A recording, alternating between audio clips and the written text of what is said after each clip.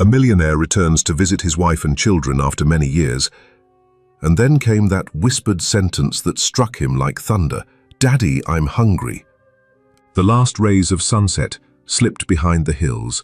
Snow fell gently past the window pane, fogged with condensation. Inside the Reed family's worn wooden house, the oil lamp flickered softly, as if it too feared the cold, creeping in through every gap in the floorboards. Evelyn set the pot of boiled corn on the table. The faint scent of corn and bone broth hung in the air, but it couldn't mask the chill, the hunger, or the fatigue seeping into every corner of the kitchen. "Just one more spoonful, Emma," Evelyn whispered, lifting a small spoon toward her daughter. Emma, 3 years old, shook her head weakly, her head resting on her mother's shoulder, lips pale. A lingering cough had kept her up for 2 nights now. Caleb, her 7-year-old brother, sat silently eating his porridge, eyes dull, his face gaunt. Just then, the sharp clack of heels echoed through the hallway. Loretta, Jacob's mother, Evelyn's mother-in-law, strode into the kitchen, her face stern, silver hair pulled into a tight, unforgiving bun. In her hand, she clutched a Bible like it was a sword of judgment. "Where was Caleb this afternoon?" she asked coldly, not sparing a glance at the pot of porridge. Evelyn hadn't yet answered when Loretta continued. "Skipping Bible class again? Staying home to look after that sickly little girl?" "He's had a fever since morning, Mother." "He hasn't eaten since lunch. I didn't want him to pass out in class," Evelyn said, keeping her voice steady, trying not to spark Loretta's anger. Loretta curled her lip. Your child, it's always an excuse. Do you think this is some kind of charity daycare? Aren't you ashamed people say the Reeds are raising a bunch of good-for-nothings?" Evelyn stood, trying to stay calm. "They're your grandchildren. Is that how you speak of your own blood?" "Grandchildren?" Loretta snapped. "You mean the blood of some backwoods girl who never even finished high school?" She stepped closer, jabbing a finger at Evelyn's forehead. "Jacob marrying you was his first mistake, but I kept quiet because he needed to be happy. And now, what have you done for him?" Evelyn said nothing. Her hands clenched at her sides, trembling, not from the cold. Loretta stared hard into her eyes, every word cutting clear. "You're a poor excuse for a mother, a poor excuse for a wife, and now you can't even run a kitchen properly. And what do you think Jacob's going to see when he comes back?" Loretta flung her arm toward the kitchen. 2 ragged kids, a worn-out wife, dinner's nothing but thin porridge, and a bunch of damp clothes that won't dry. "I'm not saying I haven't tried." Evelyn burst into tears, her voice tight and choked. "I've tended to every meal, every hour, but I can't do it alone." "Then go," Loretta said, biting off each word. "Take whatever's yours, and if you have even a shred of self-respect, don't let Jacob see you like this. I won't have my son shackled to some broken burden." Evelyn stood frozen. Caleb tightened his grip on little Emma's hand, eyes wide. "I'll wait for Jacob to come home," Evelyn said slowly. "We'll explain everything to him." "No." Loretta stepped closer, her voice dropping to a low, cutting tone. "If you're still here by tomorrow morning, I'll tell Jacob you pushed me down, that you were disrespectful, and that you ran off with someone else." The threat didn't need shouting. It landed sharp, cold, and clean, like a knife to the heart. Evelyn understood. She wouldn't get the chance to explain, and if she stayed, things would only get worse, not just for her, but for the children too. She turned and went into the bedroom, quietly shutting the door. She hurriedly gathered a few changes of clothes, an old scarf and the little money tucked in a fabric pouch.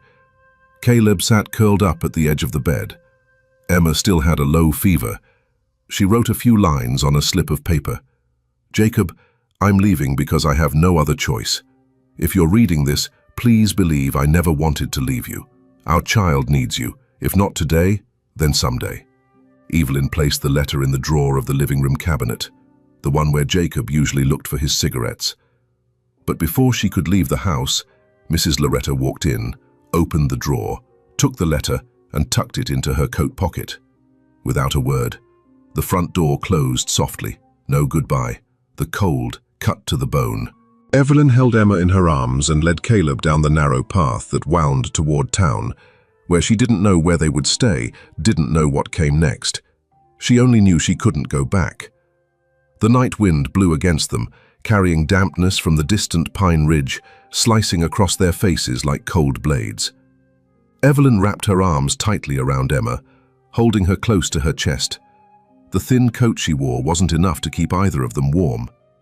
Caleb trudged silently beside them, the toe of his left shoe torn open, letting the biting wind seep into every crack between his toes with each step.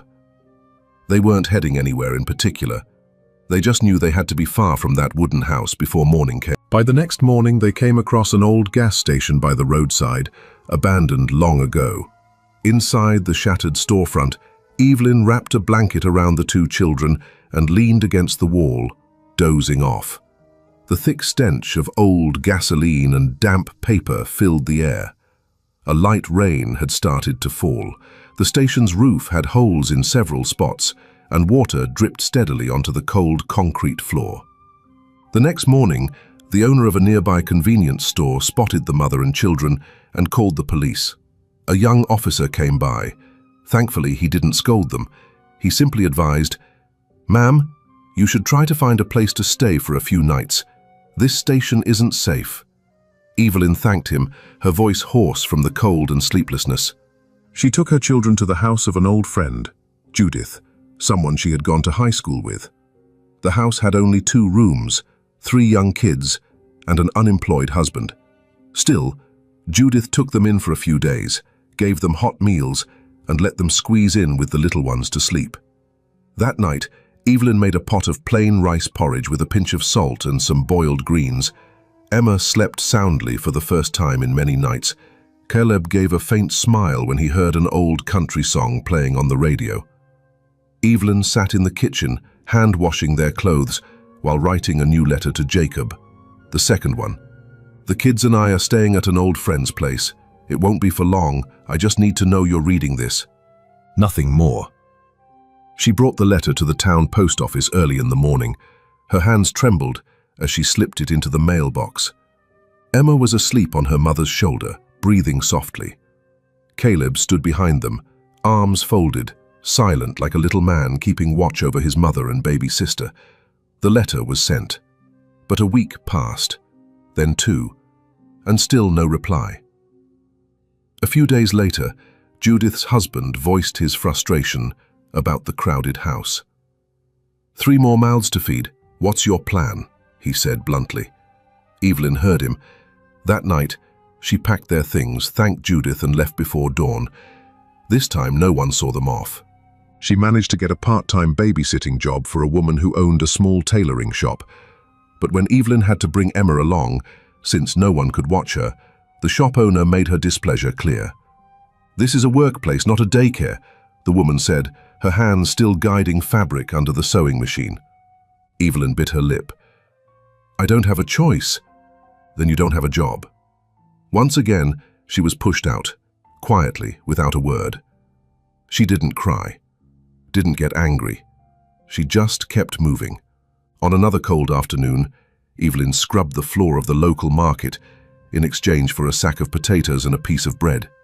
Caleb carried the load for her without complaint. Emma sniffled inside an old headscarf, clutching a ragged cloth doll to her chest. Evelyn wrote the 3rd letter on a rainy night. The paper soaked through and the ink smudged, but she kept writing. "Just let me know that you read it. Just 1 sentence. I'm not asking for anything else. I don't want the children to grow up without a father." Another morning, another moment standing before the mailbox. Evelyn closed her eyes for a few seconds before letting the letter drop in. Her hands were numb from the cold, her wrists bruised after days of carrying water. Emma dozed in her arms, lips twitching in some dream. Caleb stood tucked behind her, his hair wet and tangled. One afternoon, while Evelyn was sitting hunched outside their makeshift room, the tin roof leaked and the foam mattress was soaked through. An old neighbor woman came over and sat beside her, setting down a cheap tin of biscuits. "The little one looks real frail," the woman said, glancing at Emma, then back at Evelyn. "You can't live like this forever." Evelyn didn't answer. Go back home, the woman said gently. At least there you've got land to pitch a tent on, you've got fields, you've got a way to live with some dignity.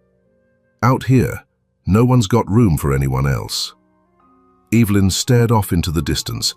For the first time in weeks, she thought about her grandmother's village. The fields behind the house, the red dirt road, the cicadas in the heat of summer. A place that had once been part of the last peaceful memory she could still hold on to. Maybe the old woman was right. Maybe the doors here were never meant to open. Spring light streamed through the dusty, frosted glass of the old pickup truck. Jacob Reed sat behind the wheel, dark circles under his eyes from days of driving across state lines. The familiar dirt road leading home looked unchanged, still barren, still quiet, just as it had been when he left nearly a year ago.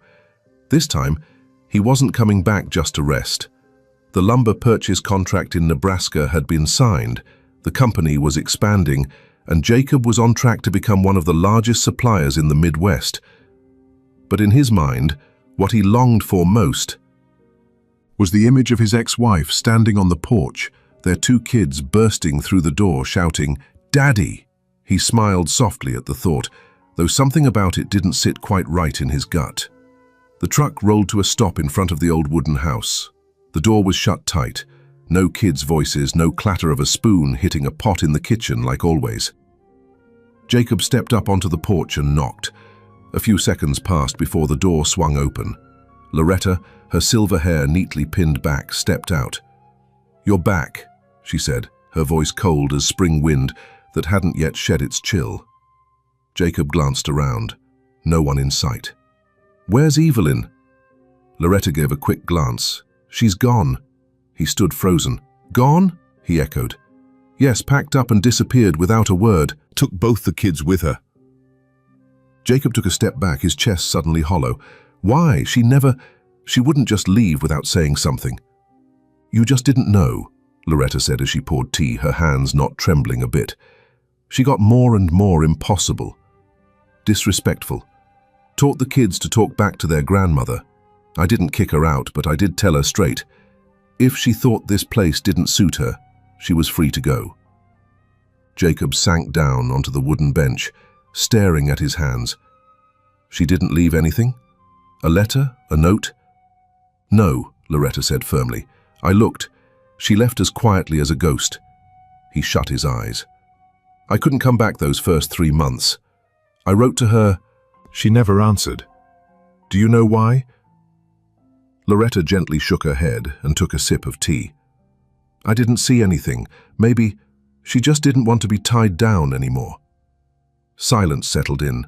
Only the ticking of the wall clock remained, like it was counting down the beats of a lie yet to be exposed.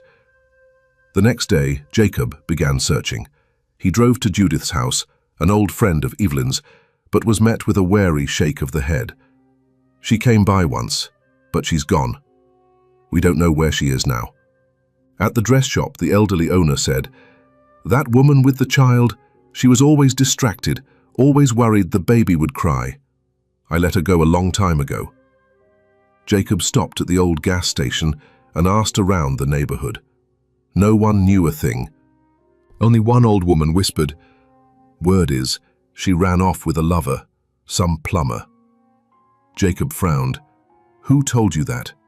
"People talk," the woman shrugged. "Even your own mother said she was no good." Jacob paused. His eyes darkened for a moment. He nodded politely, murmured a thank you, then walked away in silence. The following week, Jacob returned to the old house. That night, he sat alone in the bedroom. On the table was a worn family photo, Evelyn smiling with Emma in her arms, Caleb gripping a small wooden car, and Jacob, his arm around his wife, eyes fixed on the camera with quiet pride. He stared at the photo for a long time. "If only you'd told me," he whispered, just one word. In the next room, Loretta stood before the old wooden cabinet. She opened a hidden compartment and pulled out a thick bundle of envelopes, all still sealed. Sender, E. Carter. Recipient, Jacob Reed. Address, this house. Dates, May, June, July, last year. Her hands trembled for a moment, but then she slid them back in, locked the cabinet, click, and turned off the light. Over the weekend, Jacob got a call from the office in Nebraska. A shipment was delayed. A contract needed signing. He had promised he'd return to work as soon as he took care of family matters, and he did go back. On his way out of town, Jacob stopped at the crossroads.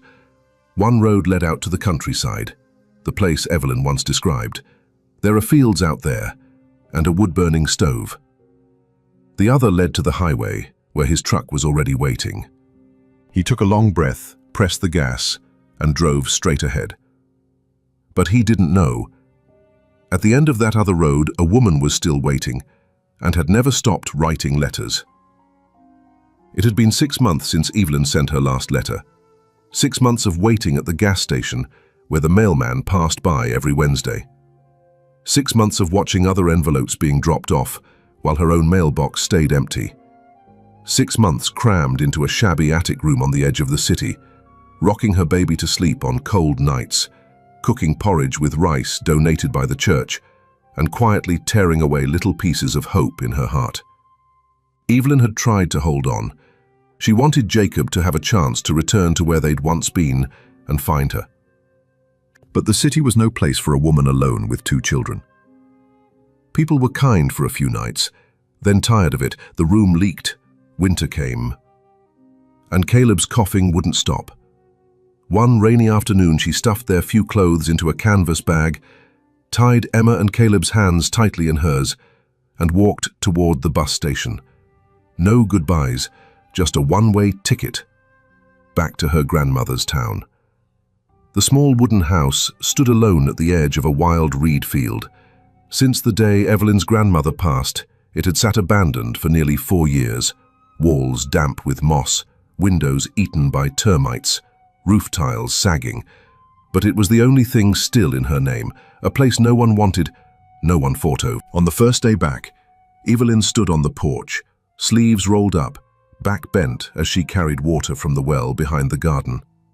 Emma curled up on a fraying mat, Caleb busy sweeping leaves from the yard. No electricity, no gas stove, no friendly neighbors, just the wind whistling through the reeds and nights that fell early, as if even the sun had grown weary and gone to sleep. But even harsh soil has a place for the patient.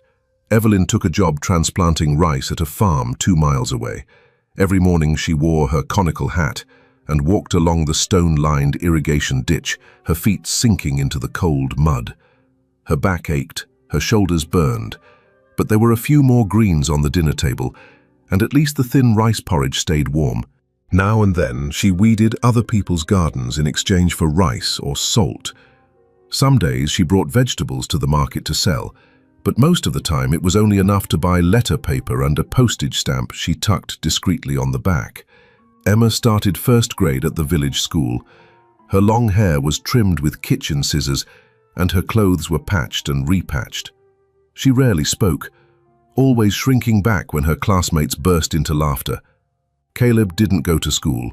He stayed home to tend the fire, wash clothes, care for his sister, carrying the weight of childhood with the thin arms of an 8-year-old, learning to fill his father's shoes. One evening in late autumn, a heavy rain came. The roof leaked everywhere. Wind pushed into the kitchen. Evelyn held a feverish Emma in her arms, shivering in the dark. Caleb pulled a blanket over his mother's shoulders, but it wasn't enough to keep her warm. Suddenly, a knock at the door. It was Frank Dawson, the carpenter who lived 3 houses down. He'd been riding by and noticed Evelyn's house was completely dark. "It's pouring out here. Why don't you and the kids come over to my place for now? Your roof's about to blow off." Evelyn hesitated, but there was nothing in Frank's eyes except sincerity. He helped carry Emma on his back, gently led Caleb along. Frank's house wasn't big, but it had a solid tin roof, a wood stove glowing red, and 3 cotton quilts that smelled faintly of dried herbs. That night, for the first time in years, Evelyn slept without dreaming of footsteps walking away or the sound of crying in the dark. In the days that followed, Frank helped patch the roof. He never asked for pay, never pried or talked much, just worked quietly, gave a polite nod and went on his way. Evelyn was grateful. There was still a caution in her, but also, finally, a flicker of safety after a long, bitter stretch of cold days. One early winter afternoon, after setting dinner on the table, Evelyn sat alone by the window. In her hand was a letter she hadn't mailed, written more than a month ago, the handwriting neat and careful, addressed to the old place. Jacob Reed, Greenwood Lane, Wichita. She stared at it for a long time. Then, without a word, she opened the stove and laid the letter into the blue flame. Not out of anger, not out of despair, but because for the first time in many years, she knew she wasn't waiting anymore. Jacob had once been a part of her life, a beautiful part, but now this small house among the tall grasses, the broken laughter of Caleb, the innocent gaze of Emma, this was what was real. That night she turned out the light, went back inside, and whispered to herself, "Tomorrow, I'll teach Emma how to embroider a pillow. Caleb needs to practice his sums, and Frank said he'd fix the draft in the door." A woman didn't need more than that, at least not then. Only, she didn't know that this piece was just the prelude to another wind, one not gentle, not quiet, and coming from the very place she thought she had already let go of.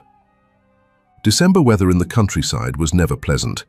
The drizzle stretched on endlessly, and the cold wind seeped through every crack in the rotting wood.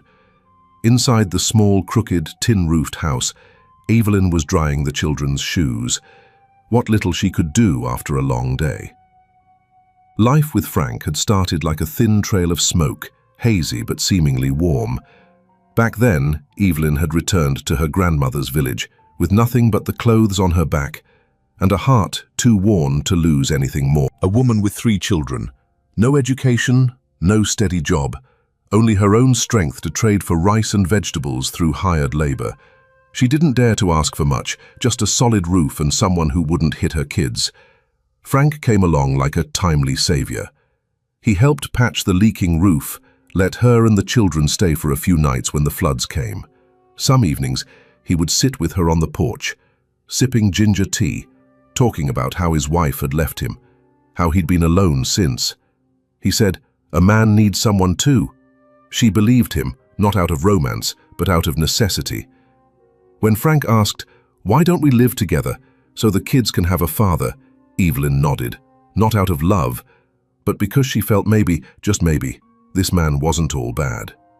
For the first few months, Frank was agreeable. He showed Caleb how to carve wood, took Emma to the market, and even brought home bits of salted meat and ears of corn now and then. Evelyn began to believe maybe her fate wasn't as cruel as she'd thought. But that only lasted until Frank lost his job at the sawmill for fighting with a co-worker. That's when the liquor began to show up more and more on the table. At first, just on weekends, then every evening, then any time Frank felt like a failure. He started slamming his fists on the table, hurling bowls, not at anyone, but not for any reason either. One day, Caleb dropped the broom. Frank slapped him. Evelyn froze. All she could do was hold her son close and stare at the man in front of her, eyes searching for something, anything left to believe in. This evening, Frank came home from work, reeking of alcohol. The front door slammed open so hard, the wind rushed in behind it, startling little Lily into a wail. Evelyn was setting the table, just some boiled greens and half a stale loaf of bread. Emma hadn't eaten since morning. Caleb whispered to her, "I'll just take a little. No one will notice." The two of them quietly broke the last piece of bread in half. But Frank saw. "Who stole it?" The roar echoed through the kitchen. Caleb clutched his little sister tight. Emma trembled, still holding a crumb of bread in her hand. I was hungry." Frank charged at her like a wounded animal. His eyes were bloodshot, breath reeking of alcohol, hand raised high. But Evelyn stepped in front of the girl, wrapping her tightly in her arms. Her voice trembled, but her stance was firm. "Let me handle my child." Frank froze for a second, then spat on the floor. "Useless bunch," he hissed, then staggered off to the bedroom and slammed the door shut, as if sealing away whatever love might have still remained. Evelyn sank to the floor, holding Emma tightly against her chest, feeling her heart pounding out of rhythm. Caleb stood silently in the corner of the kitchen, still gripping the apple peeler he hadn't yet used. An instinctive, feeble urge to protect his mother and sister, though he had no idea where to begin. That night, the tin-roofed house fell into an eerie silence, like a cage trapping some nameless fear.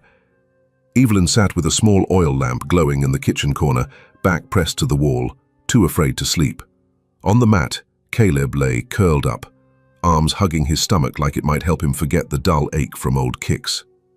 The bruises hadn't faded yet, but he never complained. Emma rested her head on her mother's thigh, eyes wide open in the dark. Her tiny hand clutched the hem of Evelyn's shirt, a habit since she was 3. Every time there was the sound of things breaking in the house, Evelyn gently stroked her daughter's hair, though her own hand was trembling. "I wish I could eat till I was full like at Grandma's," Emma whispered, her voice barely more than a breath. Evelyn froze. She didn't respond, just stared at the crack in the wall, as if searching for a way out. "I miss Dad," Emma continued. "Miss his brown jacket. Miss the smell of pine wood." Evelyn turned her face away. No tears fell. She had long since learned to hold them back. They only ran inward now, silently burning through a heart already toughened with scars. She no longer knew where she had gone wrong. When she said yes to Frank, it had seemed simple. A roof, a man to lean on. Love wasn't necessary, just someone who wouldn't hurt the children. The dirt road leading out of the old town stretched like a dust-covered rope, tying the past to the present. The sky was ash-grey, and the pale sunlight filtered through the windshield of a black Cadillac crawling along. Jacob's hands gripped the steering wheel tightly. His eyes stayed fixed on the road ahead, but his mind was still back at the cemetery, where earlier that morning he had buried the old priest he had once revered like a teacher. Before he left, the pastor had whispered a few final words to Jacob, words he couldn't forget. "Some folks say, Evelyn's still alive, at the foot of the hill south of the old village, raising a child on her own, dirt poor." Jacob's heart clenched like a fist around it. Merely 6 years. He'd once believed Evelyn had left without a word, believed the cold, sharp words of his mother. "She ran off with another man, Jacob. What's the point in looking back?" He had searched, turned over 3 neighborhoods in the old town, asked around at the church, the gas station, even the herbal shop. But no one had ever heard of Evelyn Carter. His mother said she'd gone too far, taken the child and vanished. A woman like that's not worth chasing down. Jacob was worn out. He had stopped believing in love, buried himself in work. From a small carpentry shop, Jacob expanded into the largest lumber operation in Nebraska. Some years he worked more than 300 days, sleeping only 4 hours a night. People said Jacob Reed was the embodiment of self-made success, but only he knew what he was running from. This afternoon his car rolled to a stop at the end of the road, out in a stretch of wasteland thick with tall grass. Jacob stepped out, frozen at the sight of the decaying house ahead. No fence, no nameplate, just 4 sagging wooden walls and a rusted tin roof, jagged and bent. On the porch a woman held a small child, her face thin, hair tangled and eyes bearing no trace of the girl she once was. Evelyn. 2 children sat in the dirt nearby, a boy and a girl, dirty, clothes torn, barefoot with mud-caked feet. The girl looked up at him, eyes innocent yet guarded. No one moved, no one spoke, no dog barked, no breeze stirred. Not a single sound. Jacob took a step back, unsure if he was dreaming. Emma. The girl was Emma. Jacob couldn't form the words. The hat he was holding slipped from his hand. He meant to say something, but his lips were too dry to make a sound. Emma stood. She didn't run. Didn't shout with joy like they do in movies. She simply walked toward him, each step slow, measured, like counting heartbeats in a hollow room.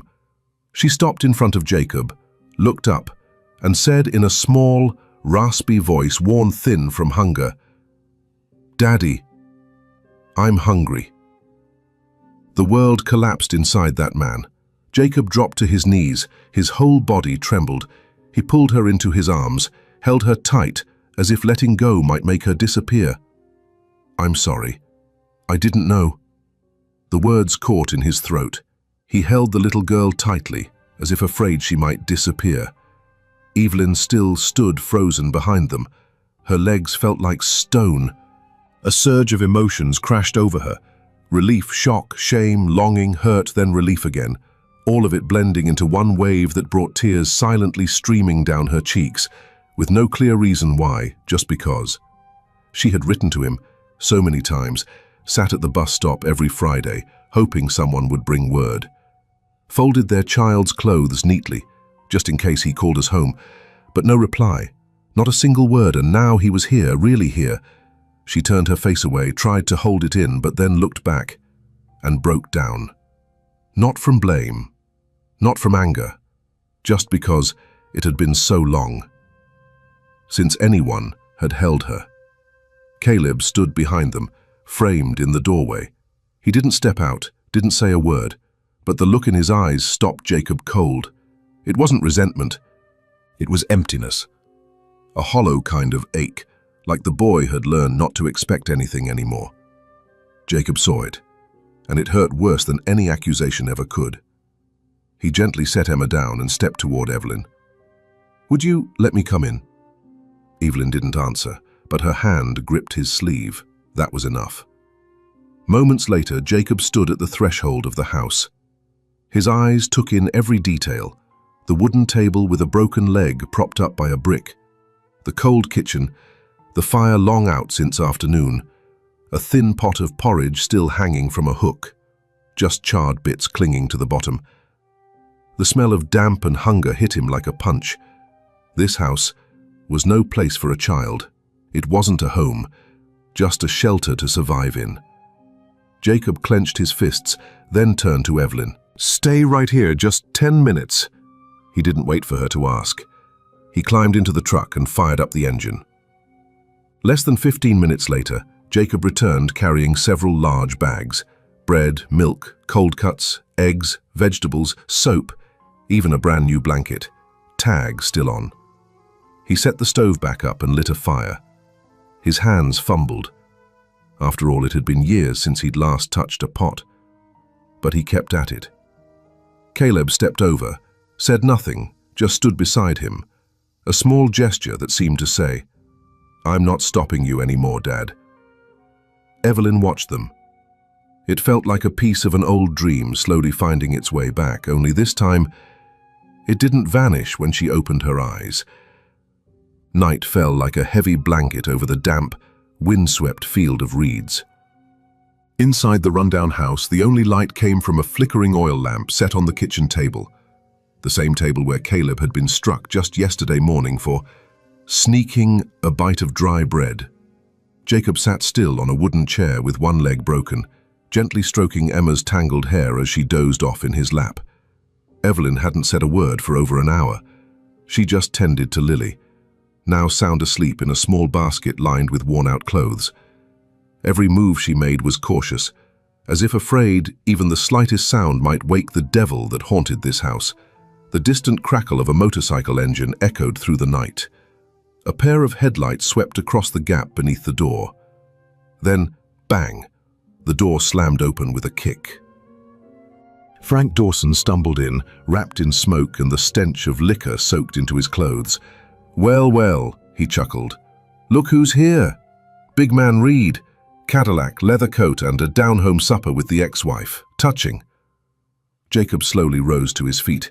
His voice was low and steady. "I came to see my children. I don't need your welcome." Frank raised an eyebrow, glanced at Emma sleeping and at Caleb hiding behind the curtain. "Your kids? Wrong. They're mine now. I've been raising them since you vanished." Raising them by starving them? By the bruises on Caleb's back? The room felt frozen. Frank stepped right up to Jacob's face. "Listen, you might be something special, but this is my house, my wife, my kids, and you're nothing but a rotten piece of the past. Get out, before I make sure you can't drive that precious car of yours ever again." Evelyn panicked, rushed between them, but Frank shoved her so hard she fell face first onto the tile floor. Lily let out a piercing scream. Jacob grabbed Frank by the collar and pushed him back a step, his voice low and tight, like a growl held deep in his chest. "If you ever touch her or my kids again, I swear I won't let it slide." Frank yanked himself free, his eyes bloodshot with rage. "You think you're taking them? I'm not letting that happen." "They're not your possessions," Jacob said steadily. "They're people, and they deserve better than this." From the corner of the room, Caleb stepped forward.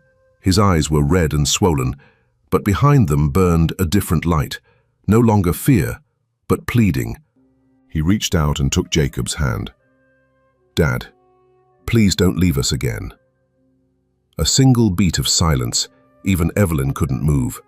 Frank shouted, "You hear that? They didn't choose you. You walked away from them." Evelyn looked at Frank. For the first time in years, she lifted her head. "Don't speak for them. You never knew how to listen."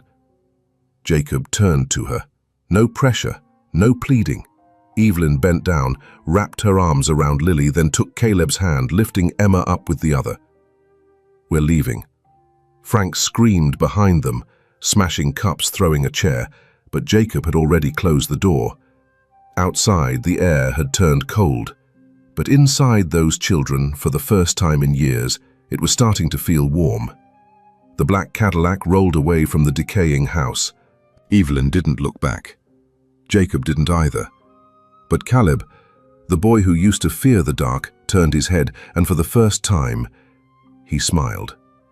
The bruise on his hand was still there, faint and blue, but in his eyes, there was the first flicker of hope. A light drizzle had been falling since early morning. Evelyn quietly dried Emma's hair in their small rented room. Jacob stood out on the porch, holding a cup of cold coffee, his gaze distant as he watched the raindrops patter against the tin roof.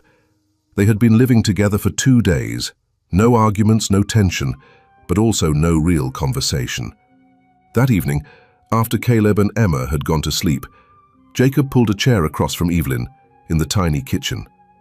The room was so quiet you could hear the ticking of the clock. "Evelyn," he said, his voice low and hushed. "I still don't understand. Why did you leave without saying anything? Why didn't you leave even a single word?" Evelyn looked down at her hands. After a moment, she spoke, soft as a breath. "I did leave a word, 6 times. Jacob frowned. 6 times. I wrote to you. Every time after we moved someplace new, I wrote. When Caleb had a fever, when Emma was picked on at school. I didn't write to ask for anything. I just wanted you to know your children were still alive." Jacob shook his head, nearly stunned. "I never got a single letter, not a note, not a trace." Evelyn gave a sad smile. "I figured maybe you were too busy. Or maybe I was just a bother." Jacob froze. Suddenly, a picture flashed through his mind, Loretta.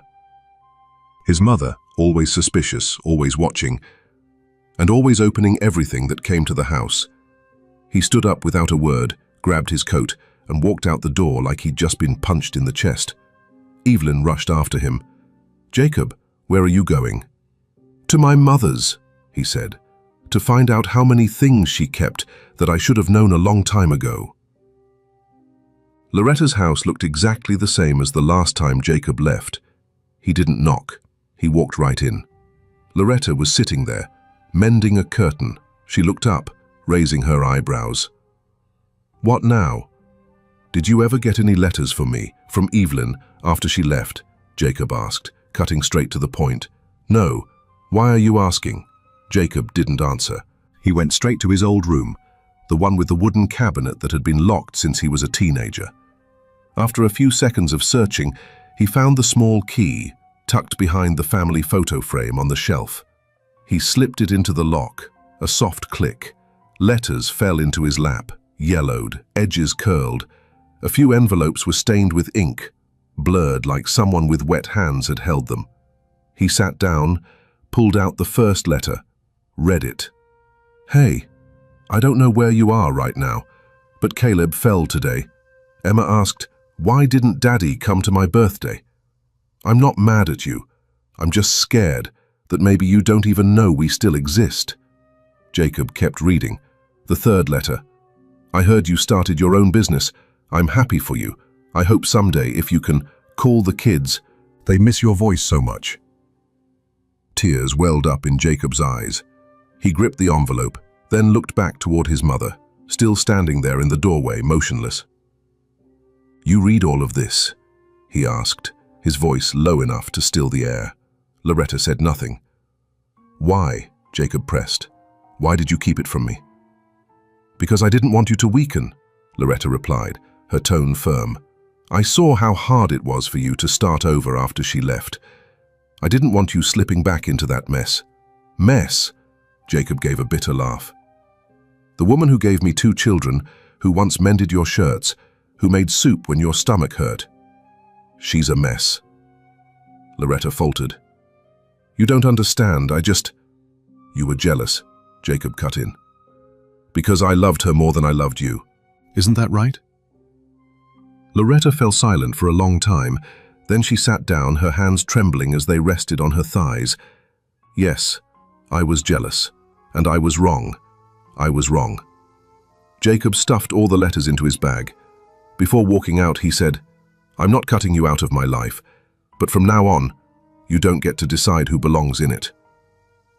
As Jacob drove out of the alley behind the boarding house, Evelyn was still standing on the porch, arms wrapped around herself, rain mixing with tears on her face.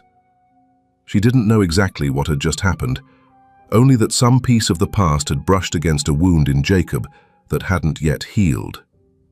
She turned back toward the house, meaning to lie down with the kids, but just as she crossed the threshold, a shadow blocked her path. Frank. He stood there, soaking wet, eyes bloodshot with the stench of liquor. Heard? Mr. Reed's come back, Frank sniffed. Thought you could get away from me that easy. Evelyn stepped back, her hand gripping the doorknob tight. Frank, I don't want to fight. Fight, Frank sneered. I haven't even started and you're already scared? He stepped inside, the floor squelching with rainwater trailing from his muddy shoes. You really think you could sneak off with my kid, shack up with some rich guy and call it done? Evelyn planted herself in front of the bedroom door where the kids were sleeping. I didn't sneak off with anyone. You split Caleb's lip, starved Emma, tore up the house. I've had enough. Frank let out a harsh laugh, dry and sharp, like it rattled off a tin roof. He mouthed off. The girl stole food, you. All you did was cry. Who the hell could live in this house without a bottle? Evelyn looked him straight in the eye, for the first time without shaking. You're not the man I once trusted. You're what my children are afraid of, not who they can count on. Frank raised his hand, about to slap her, but it froze in midair. Don't make me do something I'll regret, Evelyn said. Her voice trembled, but it held firm. You think just because you've got Jacob now, you're all set. I pay rent on this house. Those kids carry my name. I've called a lawyer. You don't have any rights here. Frank froze. I won't let you hurt anyone in this house again. Behind her, the bedroom door creaked open. Caleb and Emma peeked out. Caleb walked up to his mother and stood in front of her. His eyes were red, but the fear was gone. Uncle Jacob's coming back, and you're not going to lay a finger on us ever again. Frank looked at the boy like he wanted to swallow him whole. But then he just muttered a string of curses, turned, punched the doorframe hard, and walked out. When the door slammed shut, Evelyn finally collapsed to the floor, clutching her 2 children tightly. A few hours later, Jacob returned, soaked to the bone, holding a large bag. He didn't say a word. He just set the bag on the table. Inside was an old painting, a few letters, and the drawer key Loretta had hidden for so many years. You were right, he exhaled softly. You did leave a sign. Evelyn didn't answer. She just looked at him with weary eyes, as if, after so many seasons of rain, a single ray of sunlight had finally returned. Jacob sat down beside her. He took her hand, cold but no longer trembling. "I'm sorry," he whispered, "and this time, I won't let anyone stop me." 1 month later, life began again, brick by brick. The early April breeze slipped through the polished glass windows of the freshly painted, cream-colored two-story house. On the wide front porch sat a wooden swing, a trellis of bougainvillea just beginning to bud, and a neatly trimmed lawn of young green grass. No one would have believed this place had once been abandoned, until Jacob Reed bought it, renovated the entire property in 3 weeks, and moved in for good with Evelyn and the 3 children. Day by day, the house slowly filled with voices, not arguments, but the sound of children reading aloud, pencils scratching on paper, and the soft clatter of chopsticks at dinner. Jacob didn't leave anymore. He handed over his senior executive duties to the CEO at the Denver headquarters and began working remotely. Each morning, he made coffee for Evelyn, took Caleb to school, and held little Lily in his lap while reading fairy tales. In the afternoons, he worked from the study, a sunlit room with a wall covered in newly taken family photos. Evelyn was still surprised. She had always thought that someone like Jacob, a man who once lived in penthouses and sat through shareholder meetings, could never settle at a small wooden table in a country kitchen, slicing vegetables and checking Caleb's homework. But he was doing exactly that, day by day. And Evelyn wasn't standing still either. She enrolled in an evening accounting class at the community center, learning data entry, bookkeeping, and basic management skills.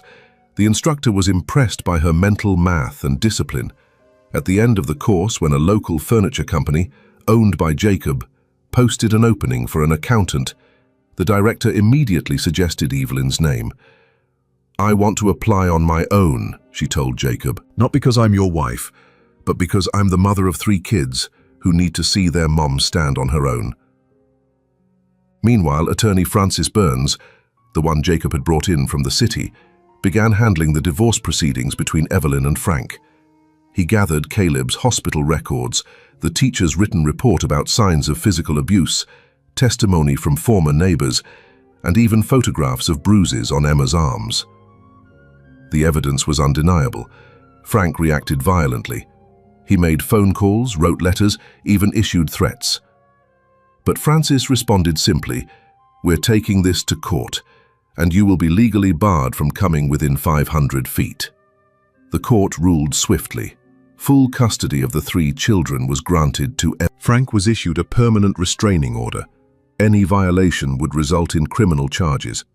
Jacob requested an additional protective clause, one that would prevent any future intrusion into the children's private lives. The house no longer carried the ghosts of its past.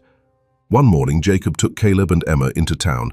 They picked out desks, notebooks, new clothes, and a 24-pack of colored pencils.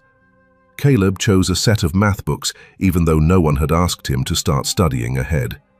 Emma picked out a fountain pen with a rose-shaped cap. "This one looks like the wild daisies at home." Jacob paid without bargaining. He knew what he was buying that day wasn't just school supplies, it was a chance at an unbroken childhood for his children. That evening, he read with Caleb by the second-floor window.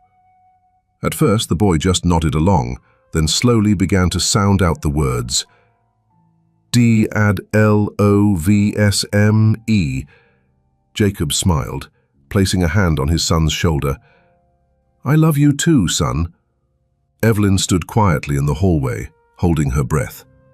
For the first time, she saw Caleb smile without looking down. Saturday night, the whole family sat down to dinner under the warm glow of a yellow light. Emma talked about her art class. Caleb read a poem he had written himself.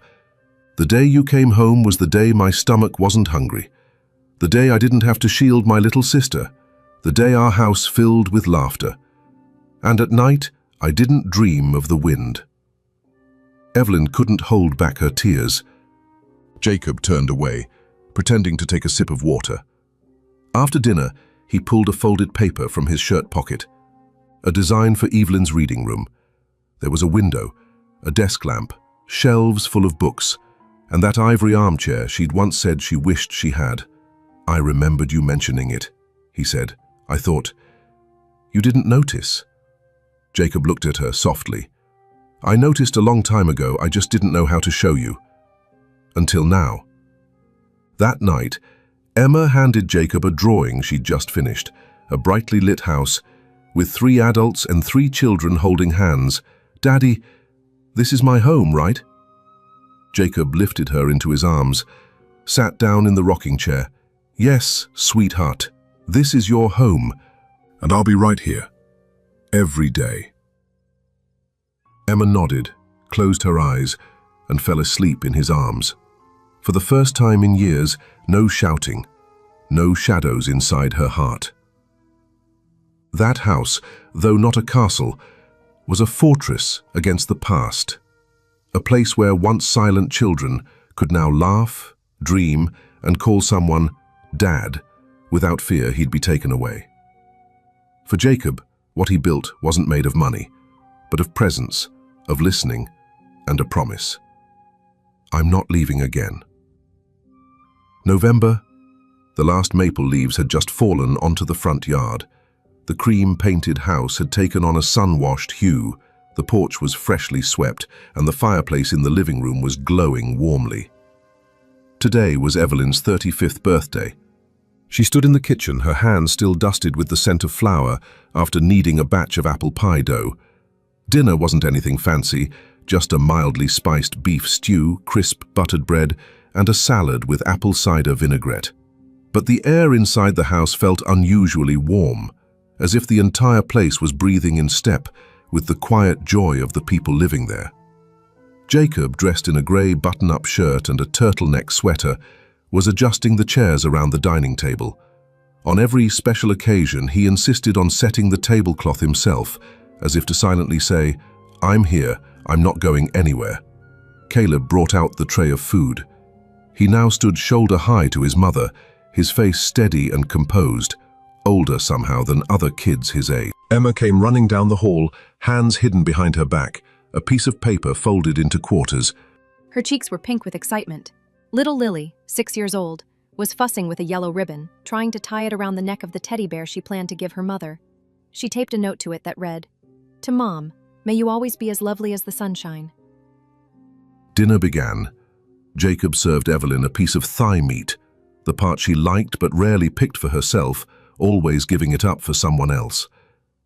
Evelyn looked at the plate and smiled. "I can't even remember the last time I celebrated my birthday." Caleb took a sip of water, set the glass down carefully, then stood up without warning. The chair gave a soft creak behind him. From the breast pocket of his shirt, he drew out a small folded piece of paper, creased, handled often. He hesitated just a breath before unfolding it. The room quieted, forks stilled. Even Lily looked up. Caleb cleared his throat. His voice trembled slightly at the edges, like someone walking a narrow bridge, but he held steady. "The day you came home, Dad, was the day hunger left. The house had laughter, the smell of warm bread, someone reading a book, someone listening. I used to think happiness belonged to other people, but today, it's sitting right here at this table." He looked up, his eyes met Jacob's, briefly then turned down again. No one clapped, no one needed to. Jacob reached for his napkin, not hurriedly, but with the quiet dignity of a man holding something back. Evelyn didn't speak. Her hand moved under the table and found Jacob's. Outside, the wind picked up against the windows, but inside there was stillness. Not the empty kind, but the kind you feel when something real has been said, and no one wants to break it just yet. The room went silent. Evelyn turned away, trying to hide her tears. Her voice was thick with emotion. "Thank you, sweetheart. All of you." Emma couldn't wait any longer. She unfolded a drawing and held it up. "I made this for you, Mum. It's when we went on that picnic. Dad's tying Caleb's shoes, you're reading to me, and Lily. She fell asleep on Dad's jacket." Evelyn stared at the drawing. She froze for a moment, then laughed, through tears. She hugged Emma, and the picture too, as if holding a piece of her life, gently stitched back together by a child's hand. Jacob stood up and took the picture frame in his hands. Silently, he hung it above the fireplace, right in the spot that had remained empty since the day they moved in. Evelyn watched him and spoke softly. "I've hung many things in my life, hopes, sorrows, but this is the first time I've hung something that makes me believe everything's going to be okay." Jacob didn't answer. He simply stepped closer and stood beside her, his eyes resting on the picture. "I went a long way, just to find this again." Just then, the doorbell rang. Caleb ran to open it. A large bouquet had been delivered, Michaelmas daisies, carefully wrapped in old newspaper. There was no one at the door, just a small note tucked inside. "I was wrong, but I don't want to lose anyone else. Loretta." Evelyn held the card. Her hand trembled slightly, but her eyes no longer held the anger they once did. Sending something back takes a kind of courage, and I think forgiving. Sometimes that's its own kind of freedom. Late evening, the hum of the dishwasher filled the quiet. Jacob wiped down the counter slowly, his sleeves rolled up, the damp cloth moving in steady, familiar strokes. The faint scent of dish soap lingered in the warm air. Behind him, the clink of a spoon in a mug. He had just stirred honey into Evelyn's tea, set it by her side without a word. Evelyn sat curled into the corner of the sofa, her legs tucked under a knitted blanket, the kind with a loose thread near the edge she always meant to fix. Lily lay across her lap, her small body rising and falling with each breath, one arm draped loosely over her mother's knee. Her eyes fluttered, not quite asleep, not fully awake either. She looked safe, like someone who knew the world could wait just a little while longer. Evelyn's hand moved gently through her daughter's hair, slow, absent-minded strokes. She wasn't thinking about anything urgent, just the weight of Lily's head, the way the living room smelled faintly of chamomile and clean laundry. The soft creak of wood, as Jacob stepped lightly around the table, he glanced over. She met his eyes. Nothing was said. But in that glance was the quiet acknowledgement of a long day done, not perfect but enough. Jacob rinsed the cloth and hung it by the sink. He turned off the kitchen light, leaving only the warm amber glow of the lamp in the corner. Then he crossed the room and sat at the other end of the sofa, close enough that their knees touched. For a while no one moved, and in the hush of that ordinary evening, something gentle held them all together, like a thread not easily broken. Emma was working on a new drawing. This time it was a house with a flag, Christmas lights, and a sky full of stars. Caleb sat reading by the fireplace, the flames dancing across the pages of his book. Evelyn glanced around the room. No one said anything out of the ordinary. No speeches, no fancy cake, no expensive gifts. But she knew, in this very moment, they were living the most beautiful part of what it means to be a family. Presence, trust, and the quiet knowing that you are loved, no conditions attached. There was no proposal, no white wedding dress, no fairy tale ending, just a home, with a fireplace, framed pictures on the walls, and people who wait for each other at dinner time. The story of Jacob, Evelyn, and the children wasn't just about finding their way back to one another. It was a gentle reminder of the value of showing up, of loving deeply, and of making the right choice, especially when it's the hardest one to make. No matter who you are, a father who once wasn't there, a mother who once was hurt, or a child who once bore it all in silence, you still deserve a second chance, and a love that's whole. So what about you? Have you ever witnessed a broken family come back together again? What does home mean to you? The place your heart always longs to return to, no matter how fierce the storms outside. If this story touched even the smallest corner of your heart, don't hesitate to leave a comment and share your thoughts. I truly do read every word you write, honestly. Because sometimes just one simple message can warm an entire day. Oh, and by the way, the air's been awfully dry lately. If you're watching this alone, why not treat yourself to a warm glass of milk? Your body needs care, and so does your soul.